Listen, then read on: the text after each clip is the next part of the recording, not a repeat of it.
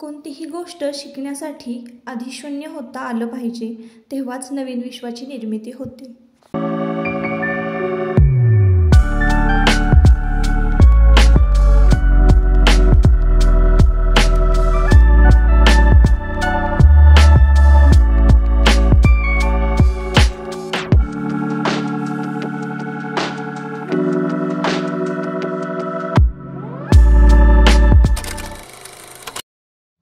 नमस्कार, मी सुप्रिया आणखी एका नवीन व्लॉगमध्ये आपलं मनापासून स्वागत करते. तुम्हाला आजचा दिवस सुखाचा, आनंदी आणि आरोग्यदायी जाओ.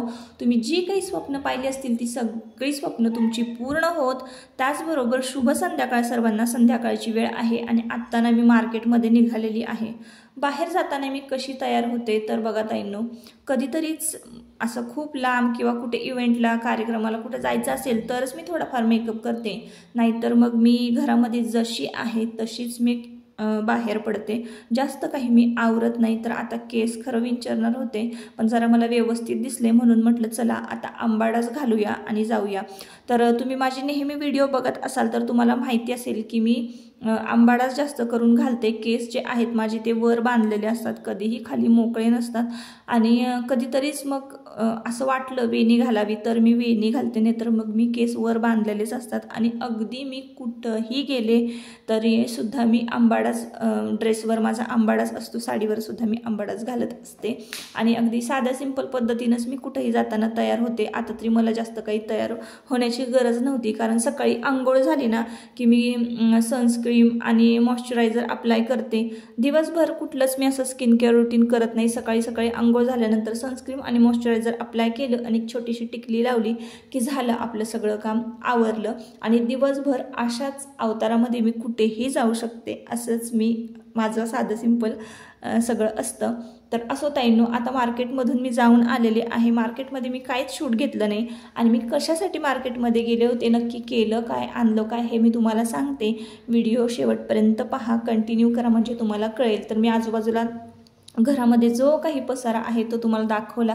भरपूर भांडी वगैरे घासायची राहिली होती आणि हे सगळं काम टाकून ना मी आज मार्केटमध्ये गेले. तर बघा इथं मी द्रोण आणलेले आहेत. तर हे द्रोण ना मला 150 रुपयाला मिळालेले आहेत.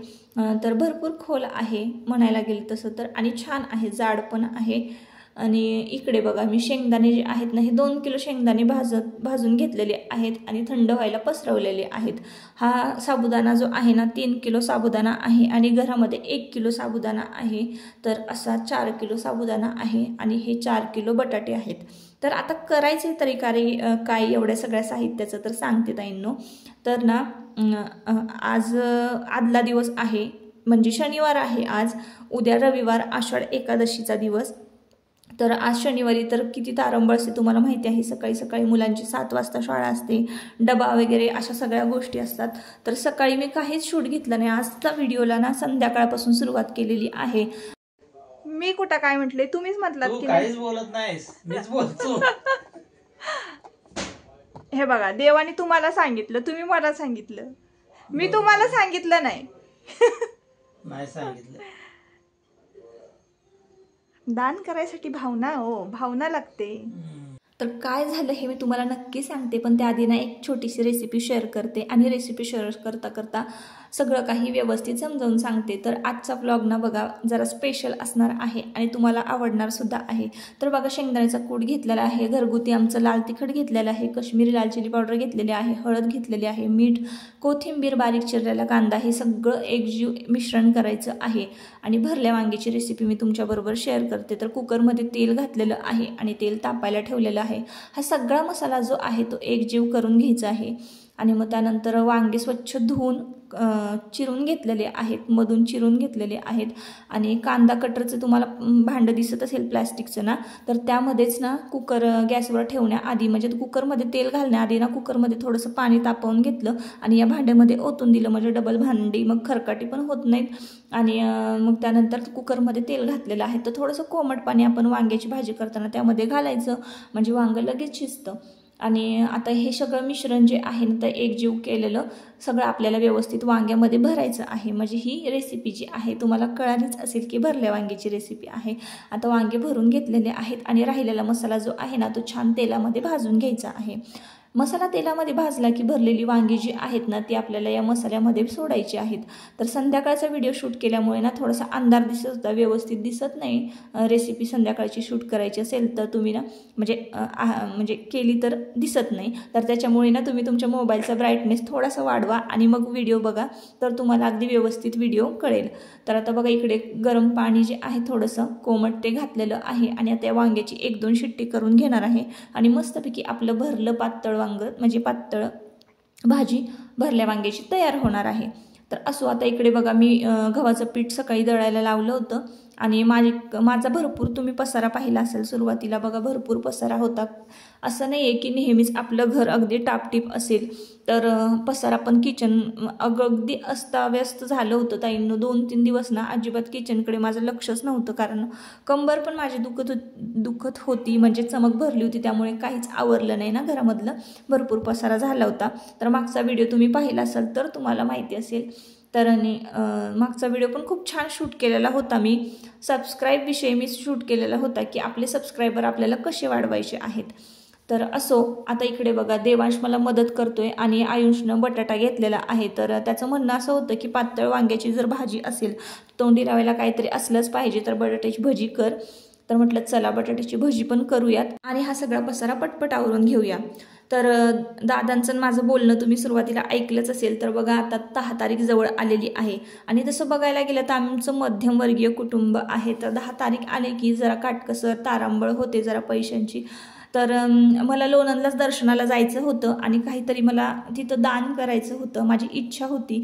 तर नेमकं आमचा वाघ्या जो आहे तो आजारी पडला आणि त्याला ॲडमिट करावं लागलं, त्यामुळे तिथं माऊलींच्या दर्शनाला मला जाता आलं नाही. आणि आता उद्या आषाढ एकादशी आहे, तर काहीतरी करावं म्हटलं, तर चला म्हटलं खिचडीचं आपण थोडंफार वाटप करूया, जसं आपल्याकडनं होईल तसं त्या पद्धतीनं आपण करूया. तर असं होतं की मला जर काही करायचं असेल ना तर एक तर माणूसबळ कमी पडतं आणि मग मला सगळी म्हणजे माझी एकटीची तारांबळ होते आणि माझी एकटीची तारांबळ झाली की मी मदतीला तुमच्या दादांनाच घेत असते. तर चपात्या पटपट लाटून घेतल्या, भात झाला, वांग्याची भाजी झाली, बटाट्याची भजी झाली मस्तपैकी. आत्ता या वेळेला ना जेवणं पण झालेली आहेत. मधला संपूर्ण व्हिडिओ जो आहे ना तो मी स्किप केला, शूटच घेतलं नाही, कारण पटापट आवरायचं होतं आणि उद्याची सुद्धा तयारी करायची होती. तर आता बघा तुम्हाला 100 लोकांसाठी जर खिचडी करायची असेल तर काय काय करावं लागतं किंवा कशा पद्धतीने मी करते, तर हेच मी आजच्या व्हिडिओमध्ये तुमच्याबरोबर शेअर करणार आहे. तर बघा बटाटा जो आहे 4 किलो बटाटे घेतलेले आहेत आणि 3 किलो साबुदाणा घेतलेला आहे. साबुदाणा भिजवला ना की थोडासा फुगतो, त्यामुळे मग साबुदाणा भरपूर होणार आणि 4 किलो बटाटे व्यवस्थित म्हणजे हे प्रमाण जे आहे ते अगदी व्यवस्थित आहे. साबुदाणा फुगला ना की बटाटे आपण त्यामध्ये शिजवलेले घालणार आहोत. तर आदल्या दिवशीच मी सगळी तयारी करून ठेवली आहे. आता बघा एक बटाटा संपूर्ण स्वच्छ असा धुवून घेतलेला आहे आणि पातेल्यामध्ये प्यायचं पाणी भरलेलं आहे. डाव्या बाजूचा जो नळ आहे तो प्यायच्या पाण्याचा आहे आणि उजव्या बाजूचा जो नळ आहे तो भांडी वगैरे धुण्यासाठी वापरतो पाणी, आम्ही ते वापरण्याचं पाणी आहे. प्यायचं पाण्याने बघा मी इथे साबुदाण्याचं जे पातेलं आहे तर ते भरून घेणार आहे आणि साबुदाणा स्वच्छ धुवून घेणार आहे. हे सगळं करण्याआधी ना संपूर्ण कट्टा जो आहे तो मी स्वच्छ धुवून घेतलेला आहे. गॅस वगैरे संपूर्ण स्वच्छ धुवून घेतला. खिडकीजवळच्या आजूबाजूच्या ज्या टाईल्स आहेत त्या सुद्धा स्वच्छ धुवून घेतल्या, कारण आपण उपवासाचा पदार्थ करणार आहोत, तर कुठलंही खरकट म्हणजे कट्ट्यावर नसावं असं म्हणून मग मी संपूर्ण कट्टा जो आहे तो आधी स्वच्छ करून घेतला आणि मगच ही संपूर्ण तयारी करायला घेतलेली आहे. तर बटाटे मी आता एका बाजूला शिजत घातलेले आहेत. आता बटाटे आज का शिजत घातले हे पण मी तुम्हाला सांगते. तर बघा उद्या लवकर उठणार मी, माझी देवपूजा, घरातलं सगळं आवरायचं, रांगोळ्या काढायच्या.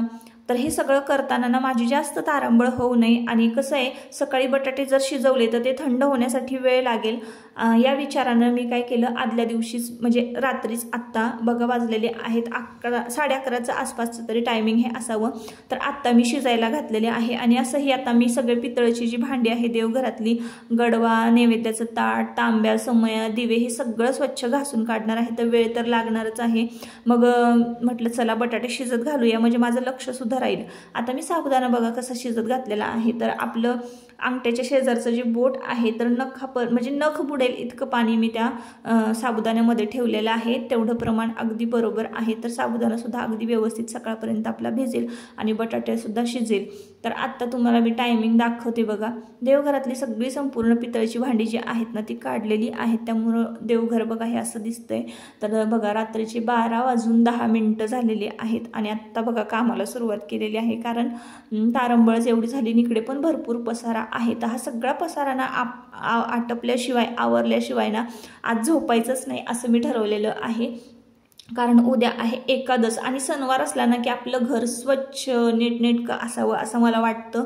आणि नेमकी मग तब्येत वगैरे बरी नसली ना की असा एवढा सगळा पसारा होतो आणि मग तो एकाच दिवशी म्हणजे आवरायला येतो. तर आता बघा इकडे ना मी आधी जेवणाची सगळी भांडी जी आहेत ती पटपट घासून घेणार आहे आणि मग पितळेची भांडी जी आहे ना ती घासायला काढणार आहे. बटाटे शिजायला घातलेले आहेत एका मोठ्या पातेल्यामध्ये आणि हे सगळं काम करता करताना आपले बटाटे अगदी व्यवस्थित शिजतील आणि सकाळपर्यंत व्यवस्थित थंड होतील आणि साबुदाणासुद्धा आपल्या सकाळपर्यंत व्यवस्थित भिजणार आहे. आता ही सगळी रेसिपी वगैरे ना मी तुम्हाला दाखवणार आहे रविवारच्या ब्लॉगमध्ये, आषाढी एकादशीच्या ब्लॉगमध्ये. तर त्याआधी ना काय काय तयारी करावी लागते हेच बघा या व्हिडिओमध्ये मी तुमच्याबरोबर शेअर केलेलं आहे. तर काय होतं ना हे सगळं करायचं म्हटलं ना तर एक दोघींची मदत असायलाच हवी. म्हणजे कसं होतं एकीचं प्रमाण चुकलं ना तर दुसरं व्यवस्थित सांगत असते, समजवत असते, मिठाचं म्हणा किंवा कशाचं म्हणा. एकटीनं सगळं करायचं म्हटलं ना की मग जरा गडबडच होते.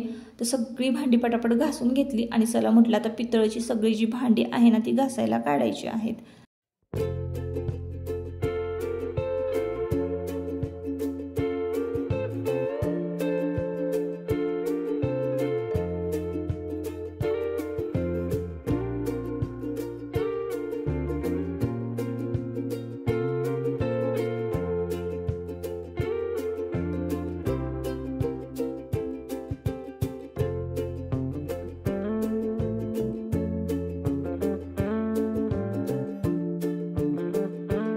मार्केटमधून आल्यानंतर ना सगळं घरातलं पटपट आवरलं, म्हणजे स्वयंपाक आटपला, जेवणं झाली आणि मग म्हटलं चला आता आपल्या कामाला सुरुवात करूया. तर पटापटनं भांडी वगैरे खरकटी घासून घेतली आणि त्याआधी संपूर्ण कट्टा स्वच्छ धुवून घेतला होता सुरुवातीला जसं की मी तुम्हाला सांगितलं. तर आता ना मी पितळेची भांडी सगळी घासायला काढणार आहे. पितळाची भांडी घासायला काढताना ना मी काय करते, नेहमी की नाही लिंबू पिळून घेत असते पितांबरीमध्ये. लिंबू पिळून ठेवला की नाही अर्धा एक तास की ती पितांबरी छान ॲक्टिव्ह होते आणि पटकन चकचकीत भांडी सगळे निघतात. तसं ही पितळेची भांडी घासायचं म्हटलं ना की जास्त वेळ लागत नाही जर आपण ती नेहमी घासत राहिलो तर. पण अगदी 2 महिन्यातनं एकदा किंवा महिन्यातनं एकदा जर घासायची म्हटली ना की ती खूप चिकट होतात आणि मग लवकर निघत नाही. अशा वेळेला पितांबरीमध्ये की नाही लिंबू पिळून अर्धा तास भिजत ठेवायची पितांबरी, म्हणजे आणि पितांबरी सगळी भांड्यांना लावून ठेवायची आणि मग थोड्या वेळाने भांडी भिजली की मग थोड्या वेळाने घासायला घ्यायची. लगेचच जास्त जोर न लावता भांडी जी आपली आहेत ती सगळी चकचकीत निघतात. तर आता बटाटे बघा शिजायला भरपूर वेळ लागणार आहे, कारण 4 किलो बटाटे शिजायला वेळच लागतो. तोवर आपली इकडे सगळी भांडी जी आहेत जी की जेवणाची, स्वयंपाकाची आणि पितळेची पण भांडी सगळी घासून झालेली आहे. उद्या एकादश आहे, आषाढी एकादशी, म्हणजे खूप महत्त्वाची एकादशी. ही एकादश धरल्यानं ना काय होतं माहिती आहे का, वर्षभर आपण जरी एकादशीचा उपवास करत नसू ना तर वर्षभर एकादश आपण म्हणजे केल्याचं पुण्य जे आहे ते आजच्या एकादशी दिवशी प्राप्त होतं. म्हणजे उद्याची एकादश जर तुम्ही धरत असाल तर ती पूर्ण वर्षभर एकादश केल्याचा उपवास पुण्य जे आहे ते आपल्याला लाभत असतं. तर असं आहे. आता बघा समया वगैरे चकाचक घासून घेतलेले आहे. गडवे तांबे जे काही आहे तर उद्या देवाला आहे ना पंचामृतानं म्हणजे स्नान होणार आहे, अभिषेक होणार आहे. ह्या सगळ्या गोष्टी ज्या आहेत ना तर त्यामुळं आदल्या दिवशी जी आहे ती तयारी भरपूर करावी लागते, भरपूर म्हणजे काम असतं. तर चला म्हटलं हा छोटासा व्हिडिओ जो आहे तर तो पण आपण तुमच्याबरोबर शेअर करूया. कारण काय होतं ना, मी जे पण काही काम करते, माझं क्लिनिंगचं असू द्या किंवा माझं रुटीन असू द्या, नाईटचं डेचं, तर ते तुम्हाला बघायला आवडतं क्लिनिंगचं. त्याच्यामुळं मी हा जो व्हिडिओ आहे तो तुमच्याबरोबर शेअर केलेला आहे.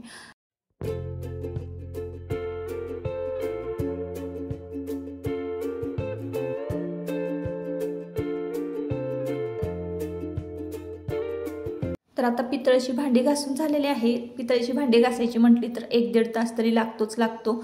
जास्त असा जोर नाही लावायचा, पण हाताने ना पावडर पितांबरीची घेऊन सतत आपण व्यवस्थित असं घासत राहिलो ना की ती भांडी एकदम चकाचक निघतात. तर असो, आता म्हटलं संध्याकाळ झालेली आहे आणि संध्याकाळच्या वेळेला काय होतं ना, जरा कामाचा कंटाळाच येतो, त्यामुळे संध्याकाळचे व्हिडिओ मी जास्त शूट करत नाही. आणि कधी कधी काय होतं ना, दुसऱ्या दिवशी सणवार असतो तर संध्याकाळीच सगळी कामं जी आहे म्हणजे रात्री आटोपणं गरजेचं असतं. आता उद्या आषाढी एकादशी आहे, मग सकाळी कधी उठायचं, मग देवघर कधी स्वच्छ करायचं, देवघरातली भांडी कधी घासायची आणि भांडी पितळेची घासायची म्हटले की अशा गोष्टींना वेळच लागतो. मग तुम्ही सकाळी 4 वाजल्यापासून जरी उठलात ना तर दिवसभर मग ते कसं होतं, दमल्यासारखं होतं. म्हणून आदल्या दिवशीच ही सगळी तयारी करून ठेवली ना की दुसऱ्या दिवशीचा दिवस जो आहे ना तो सुद्धा फ्रेश जातो. तर इथे फॉल जे आहेत ना, तर पावसाळ्यामध्ये फॉल वाळत नाहीत म्हणून मी आत्ताच धुवून घेतलेले आहे. सकाळपर्यंत ते स्वच्छ वाळतील. फॉल वाळायला घातले आणि लगेच इकडं जो काही पसारा आहे तो आवरायला आलेले आहे. तर थोड्या दिवसापूर्वी किराणा भरला होता ना, तर माझा सगळा किराणा जो आहे तर तो व्यवस्थित जागच्या जागेला ठेवायचा होता, लावायचा होता, तो राहिला होता. वेळच्या वेळी कामं नाही ना केली की मग हे असं कामं गळ्यात पडतात. त्यामुळं ना वेळच्या वेळी सगळी कामं जी आहेत म्हणजे ज्या त्या वेळी पूर्ण केलेली बरी असतात आणि नाही जर केली ना की मग ही अशी वेळ येते. तर म्हटलं चला आज रात्री काही का असे ना, किती का वाजे ना, हे सगळा जो पसारा आहे किचनमधला तो आवरल्याशिवाय झोपायचंच नाही. तर बटाटे वगैरे आणले होते ते भरून ठेवले आणि या पिशवीमध्ये ना सगळं जे काही कपड्याचे साबण होते, शॅम्पू, ह्या सगळ्या गोष्टी ना, कोलगेट, ब्रश, भांड्याचे साबण, पाऊच होते लिक्विडचे छोटे छोटे, सगळे भरून ठेवले. आणि थोड्या दिवसापूर्वी ना मी इथं किचन कट्ट्यावरचे जे नॅपकिन आहेत ना ते सुद्धा स्वच्छ पावडरमध्ये भिजत घालून धुवून ठेवली होती. तर ती वाळत घातलेली अशीच आणून ती कपडे पडली होती तिथं, ती सुद्धा व्यवस्थित घडी वगैरे घालून ठेवली. तर काय होतं ना, एकदा आपल्या डोक्यातनं आळस झटकला ना की मग सगळी कामं जी आहेत ना ती 100च्या स्पीडनं भरभर होतात. तर 2 दिवस अजिबात तब्येत बरी नव्हती आणि मग आपल्याला जेव्हा बरं वाटायला लागतं, म्हणजे पर्सनली मी माझं सांगते, माझी जेव्हा तब्येत व्यवस्थित असते, मला बरं वाटायला लागतं ना, तेव्हा मी घरामध्ये अजिबात घाण ठेवत नाही. तर आता दुसऱ्या दिवशी तर एकादश आहे, एकादशी दिवशी सणवारा दिवशी आपलं घर स्वच्छ असणं खरंच गरजेचं आहे. तर किराणा माल भरला ना तेव्हा पोहे, रवा हे सगळं आणून पडलं होतं, फक्त त्याच्या डब्यांमध्ये व्यवस्थित भरून ठेवायचं होतं आणि डब्यांची झाकणं व्यवस्थित पुसून ठेवायची होती. तर मी प्रत्येक डब्याला ना लेबल लावून ठेवलेलं आहे आणि किराणा माल आणला की लगेच ज्या त्या डब्यामध्ये जे ते साहित्य आहे ते ठेवून देत असते. तर व्यवस्थित आता मांडणी पण व्यवस्थित पुसून स्वच्छ करून घेतली. पितळेची भांडी इथे पुसून वाळायला घातलेली आहेत, एकदम चकचक करतायत. संपूर्ण कट्टा, किचन कट्टा जो आहे तो क्लीन आहे. असं असलं ना घर की एकदम फ्रेश वाटतं. आणि हा कोपरा पण बघा किती स्वच्छ करून घेतलेला आहे. तर मांडणी पण किती छान व्यवस्थित, जिथल्या तिथे सगळे जे भांडी आहे, जो काही पसारा आहे, अगदी घरामध्ये जिथलं तिथं असेल ना तर एकदम भारी वाटतं ताईंनो. अशा पद्धतीने मी आजचं संध्याकाळचं हे काम आहे ना ते करून घेतलेलं आहे. चला तर मग आता ना रात्रीचे 2 वाजलेले आहेत आणि आजच्या व्हिडिओचा मी इथंच शेवट करते. परत आता आपण पुन्हा भेटूया नवीन एका ब्लॉगमध्ये. तोपर्यंत स्वतःची काळजी घ्या, मजेत राहा. आणि आजचा व्हिडिओ जर तुम्हाला आवडला असेल तर नक्की आपल्या चॅनलला सबस्क्राईब करा आणि व्हिडिओला एक लाईक करा. तर बघा आता तुम्हाला रात्री दिसत नसेल, रात्रीचे 2 वाजलेले आहेत आणि घर एकदम छान फ्रेश आणि स्वच्छ झालेलं आहे. Bye bye.